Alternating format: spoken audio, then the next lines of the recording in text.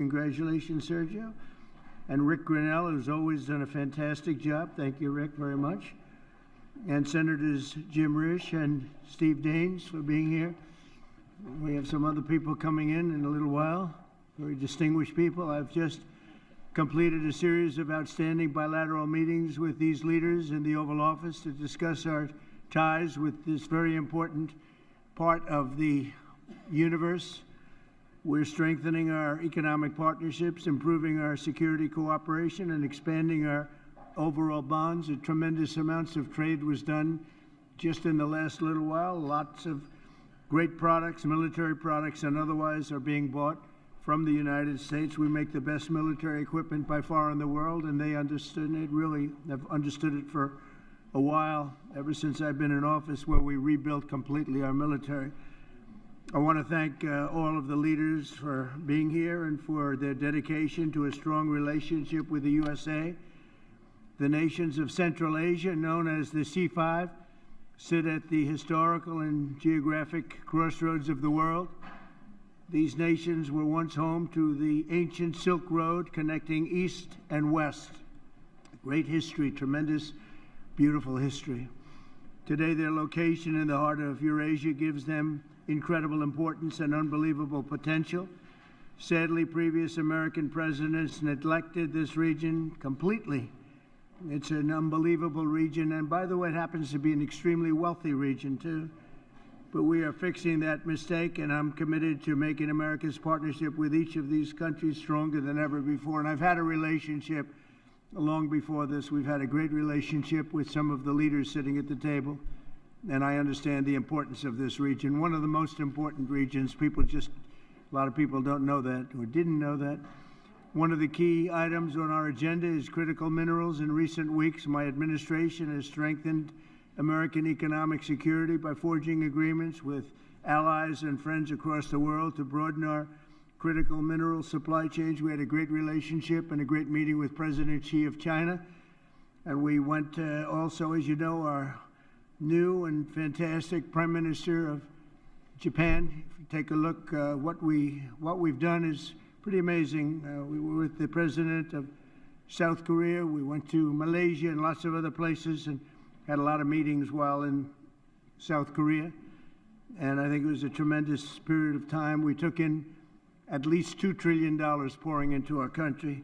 There's never been anything like it. We have almost $18 trillion of investment. And by the time we finish out our first year, we probably will have about 20 or 21 trillion, with a T, trillion dollars of investment. And there's never been anything like that in the history of the world, not just the United States. This is really the world we're talking about, nor has anything been close. It's a great honor. I've had a very talented team next to me, but it's a great honor to have that kind of economic power. This was helped greatly by tariffs. It was helped greatly by November 5th, which was the election, presidential election. But our countries and the countries that we're dealing with, they're promoting security, stability, and everything else that you can imagine for the entire world. 3 months ago, my administration also brokered a historic peace agreement between nearby Armenia and Azerbaijan, one of the 8 wars that we ended in 8 months. At that time, 8 months, we're looking to end one more, if that's possible. Russia and Ukraine. We haven't gotten there yet, but I think we've made a lot of progress. As I said at the time, that historic accord includes the construction of the new Trump route. It's such a beautiful thing. They named it after me. I really appreciate it. It's actually a big deal. But it's the new Trump route for international peace. This is a road that's being carved and goes through some of the most important places anywhere in the world, some of the most important places economically also anywhere in the world, which will boost commercial activity on the other side of the Caspian Sea, helping nations throughout Central Asia. I'm optimistic that each of the countries here today will reap the benefits of peace if they embrace the opportunity that we've unleashed with the agreement. Some of the countries we're talking about and some of the countries represented here are going to be joining the Abraham Accords, and that those announcements will be made over the next little while. The Abraham Accords are very sought after right now. We're going to be announcing some very important countries that are joining, and for Jared and for Steve Witkoff, we appreciate the great job you've done. This evening, I'm also delighted to report that Kazakhstan has officially agreed, and that's official now, as of about 15 minutes ago. A tremendous country with a tremendous leader has officially joined the Abraham Accords. And I just want to thank you, Mr. President. It's a great honor. It's a tremendous honor to have you. Really great. Once again, I'm grateful that each of these respected leaders has made the trip to Washington, and I'm delighted to continue our conversation over dinner. We're going to have a little working dinner, short one. They've been flying a long way. It's a long flight, but we're going to have a quick but very fruitful dinner. I want to thank the media. You've covered it very fairly, and it's really a great honor to be with these incredible leaders. These are highly respected people, and there's no games. They don't play games, I want to tell you that. So maybe I'd like to ask you, Mr. President, to say a few words if you'd like, and we can go through the list of the 5, and then we'll have a little dinner, please. Mr. President, first of all, I would like to express my sincere gratitude to you for convening this truly historic meeting at the White House. And under your steadfast leadership, this summit marks the beginning of a new era of interaction between the United States and Central Asia. Precisely 1 year ago, you achieved a landslide victory in historic election which was absolutely clean and fair. And once again, my congratulations. Thank you. And my strong belief that, Mr. President, you are the great leader, statesman, sent by heaven to bring common sense and traditions that we all share and value back into the United States policy, either domestic or foreign. Therefore, millions of people in so many countries are so grateful to you. And I'm convinced that your wise and bold policy needs to be strongly supported worldwide. Thank you. Under your presidency, America is ushering in a new golden age. I commend your far-sighted vision of making America great again.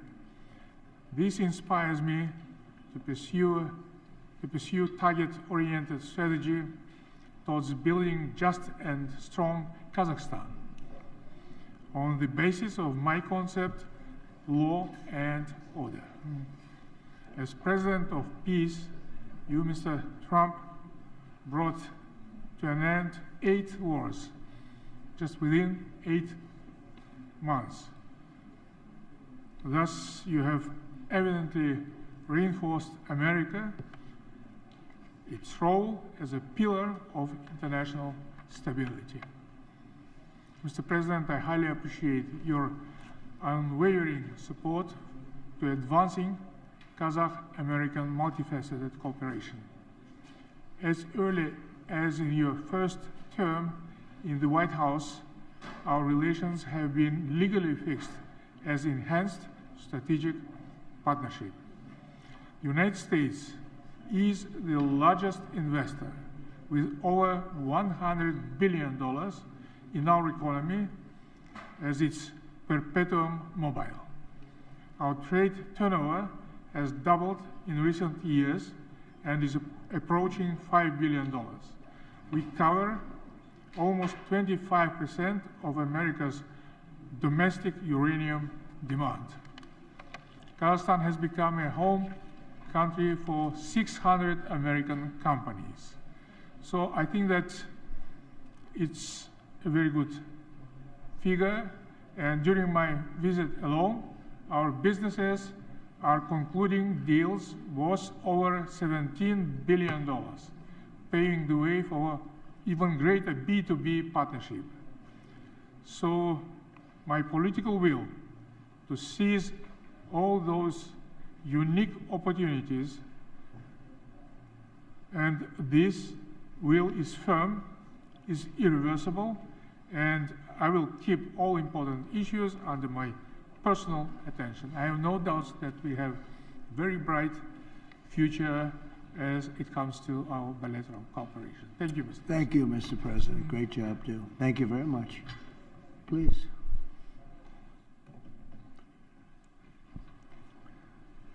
Уважаемый господин Трамп, мы высоко ценим ваш личный вклад в обновление перезагрузки C5+1.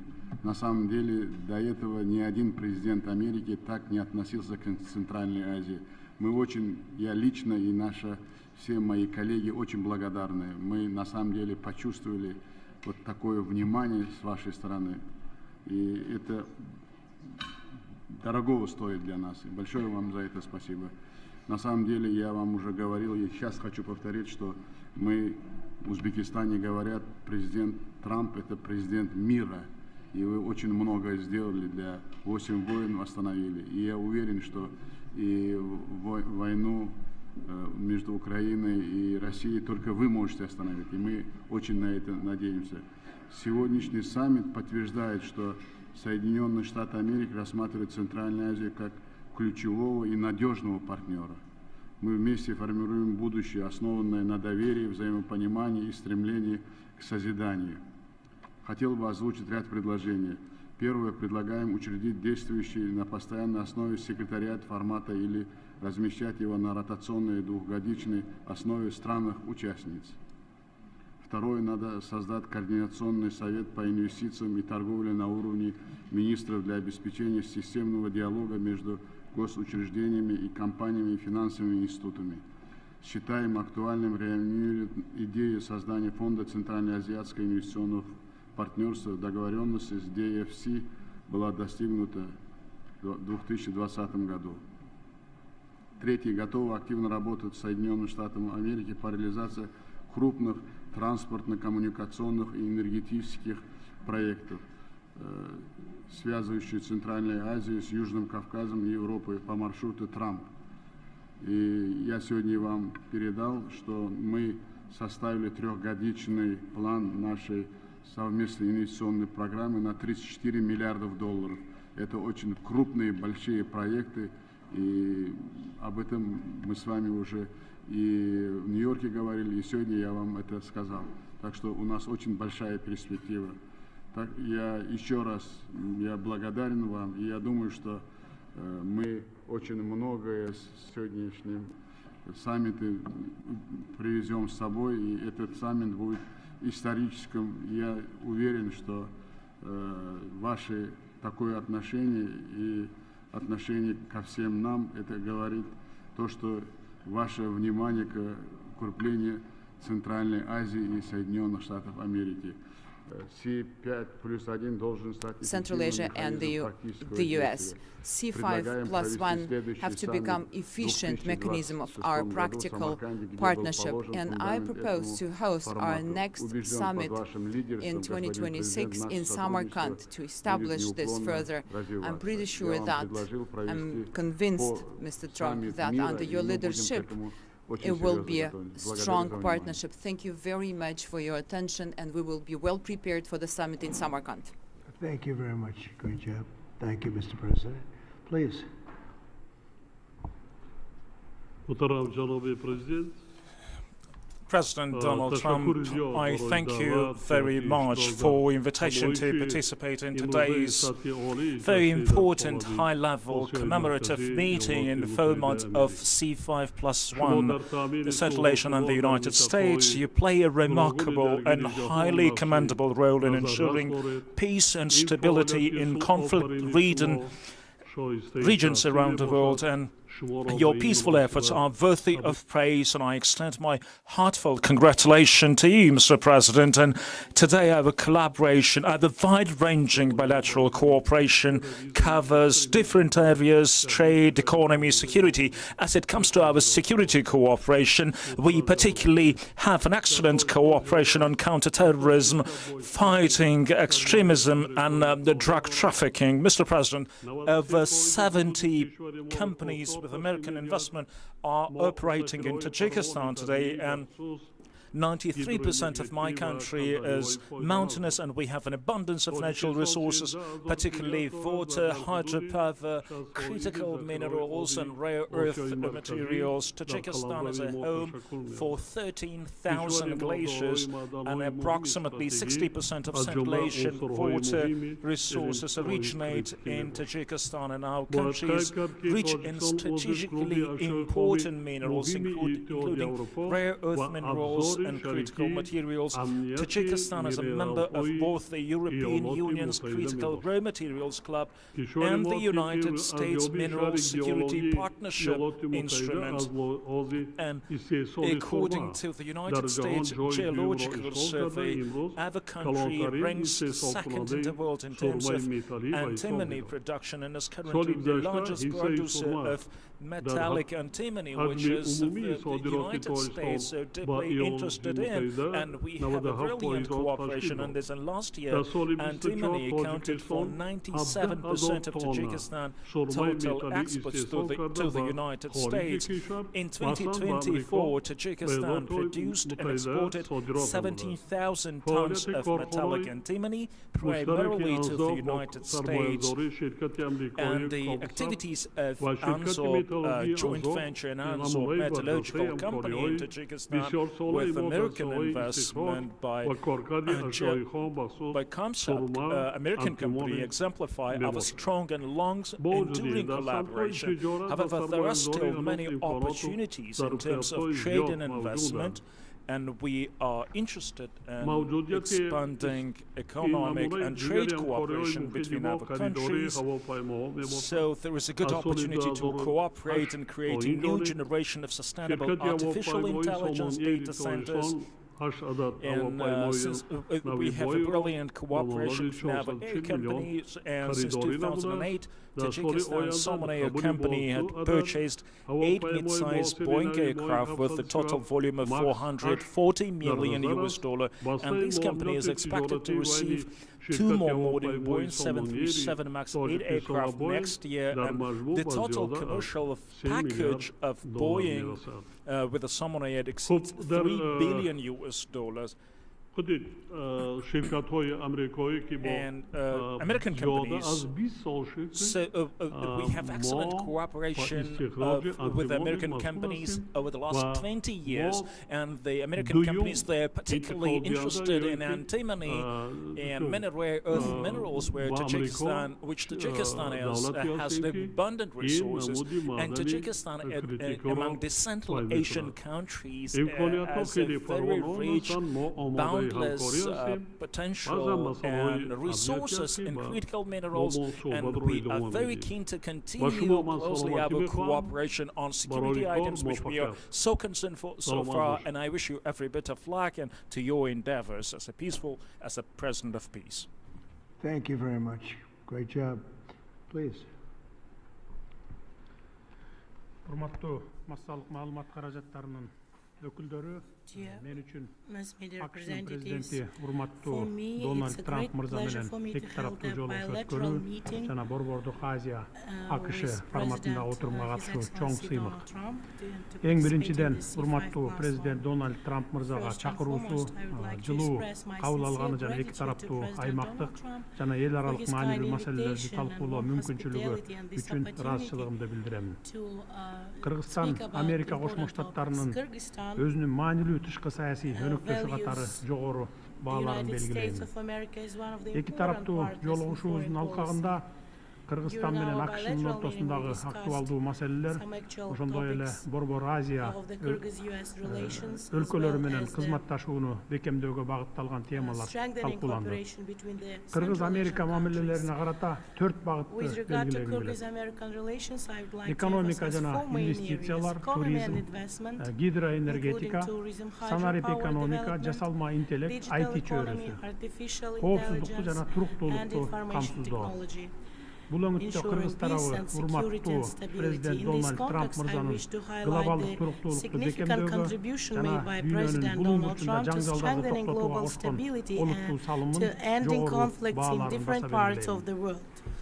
Өз кезегимде мен дагы мамлекет башчысынын кызматына келгенде өзүм үчүн эң маанилүү артыкчылыктуу бир милдет койгон бул коңшу мамлекеттерибиз менен чек ара маселелерин ак коңшулуктун мугунда чечүү болчу. 5 жылдан соң мен урматтуу кесиптештерим менен бирге бул милдетимди эң негизгиси тынчтык жолу менен ишке ашырганымды канааттануу менен белгилеймин.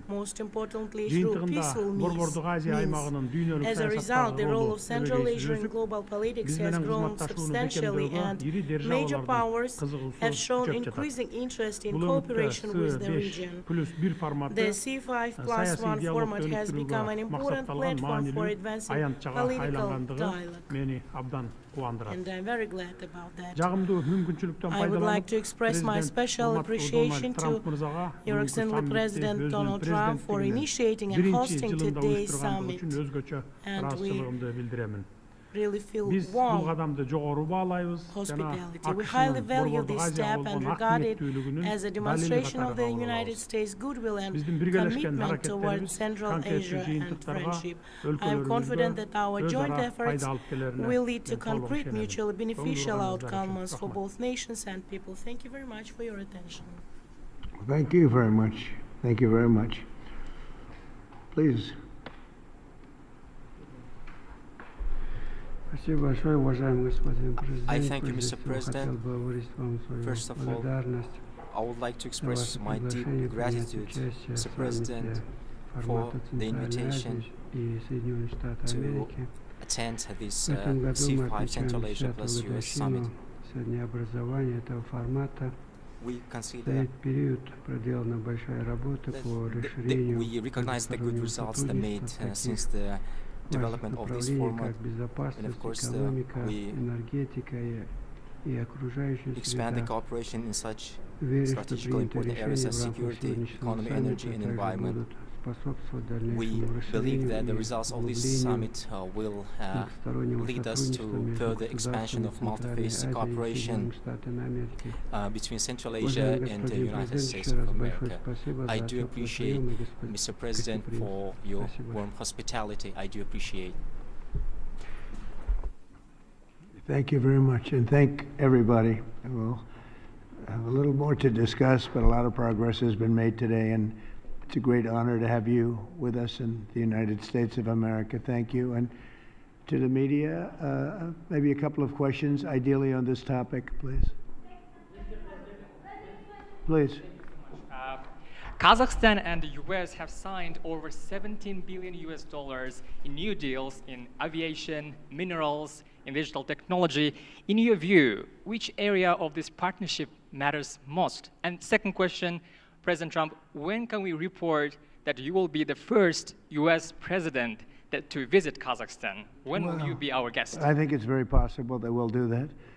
And I think all of those are very important items when you think of it, right? It's, you never know from year to year. One becomes more important than the other, but they're all important. And your country has great natural resources and a great president. Very great president. Thank you. Okay, thank you very much. Yes, please. Vanik amendments. We are just expecting. What? Say it again. Jackson Vanik amendment. Oh, go ahead. Yeah, go ahead. Thank you, Mr. President. Look, Jackson Vanik is overdue to be repealed. With the help of the president, with working with the president, we are going to get that repealed in the very near future. Thank you, Mr. President. Okay, thank you very much. Yes, please. On this topic, Kazakhstan already has diplomatic relations with Israel. Can you talk about the significance of this agreement in terms of what it would signal to the region as Gaza moves toward rebuilding?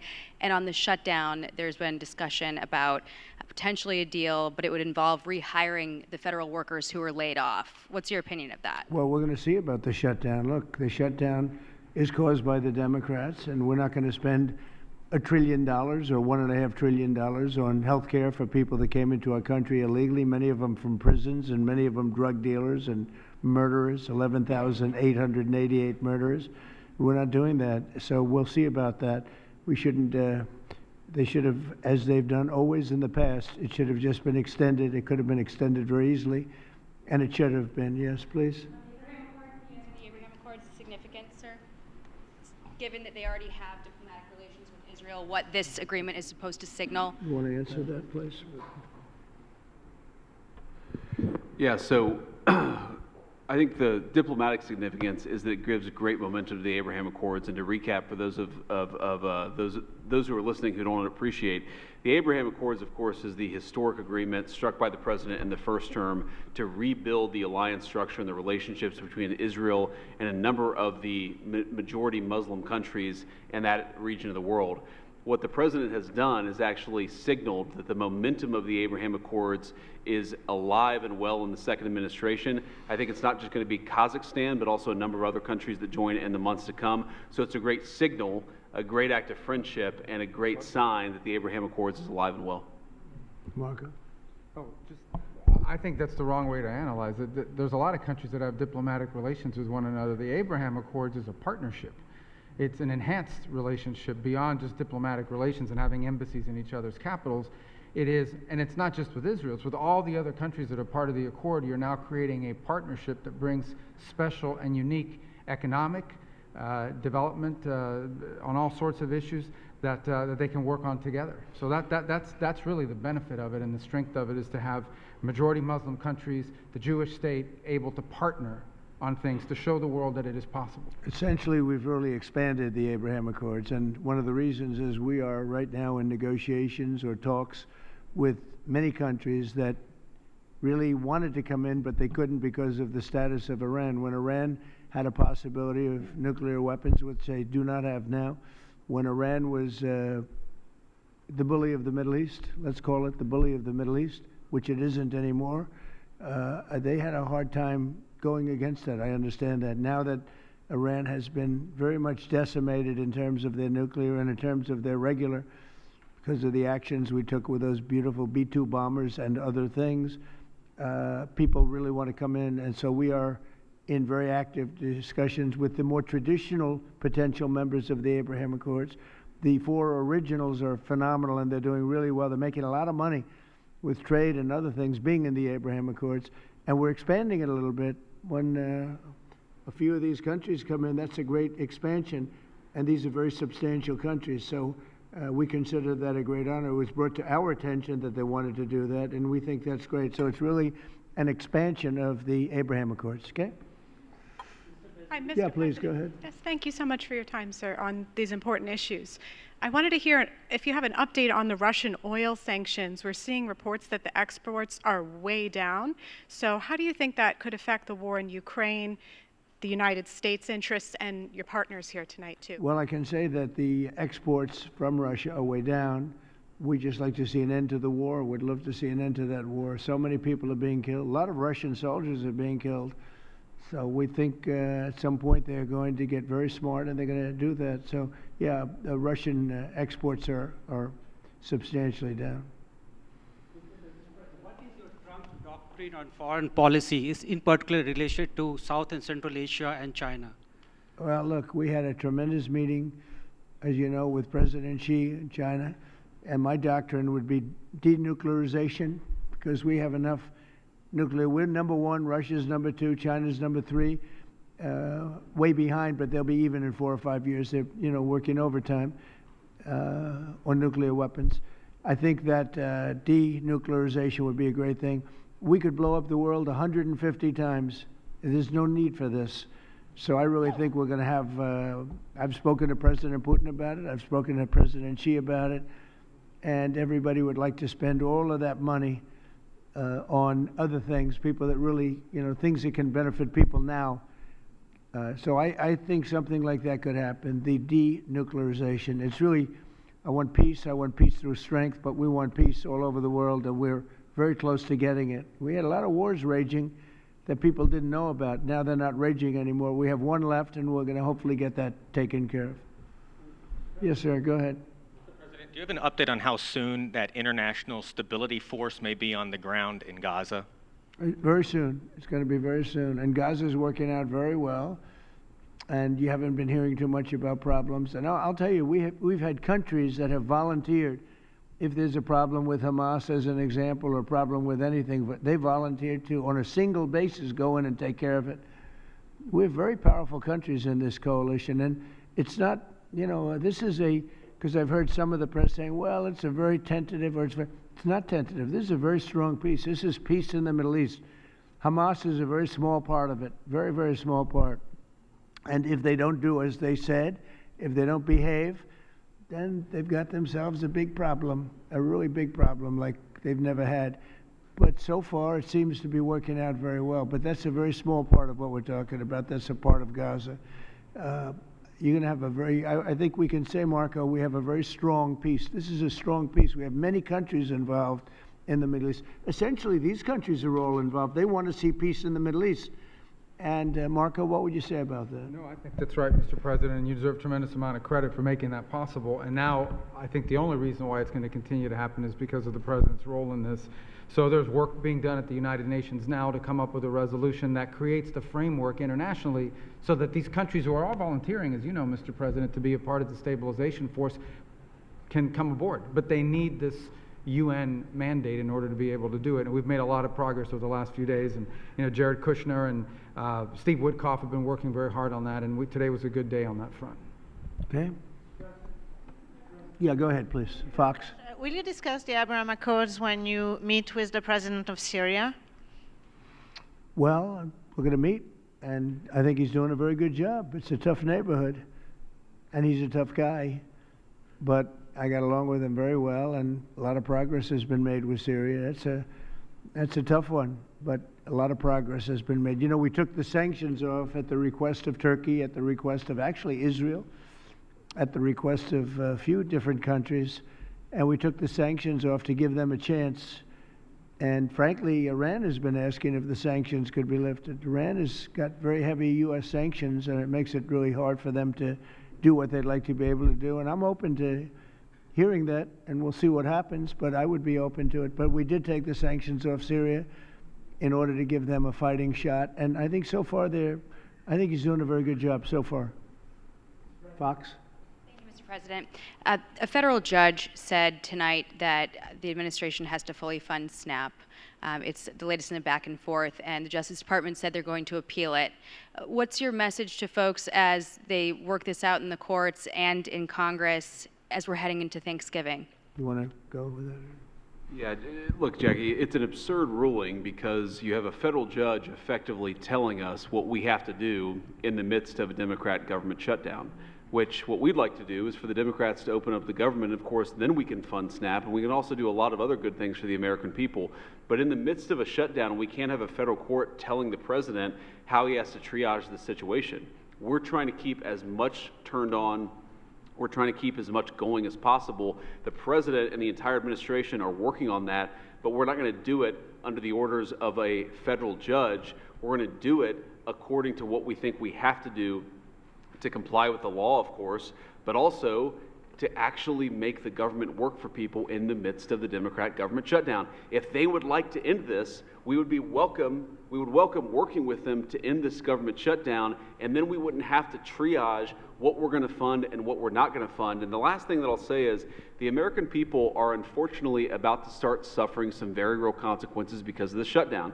In the past, when you had a government shutdown, you would have under the Obama administration, they would lean into all of the problems it was going to cause for the American people at the beginning of the shutdown. The president has told us to keep as much going as humanly possible, But after 30 days of this thing, 40 days of this thing, you're going to start seeing very real travel delays. That's because the Democrat government shut down. You're going to start seeing SNAP benefits run out. That's because the Democrat government shut down. They should stop this charade and open up the government. That's what we want them to do. We've been asking them to do it for 40 days. It's time.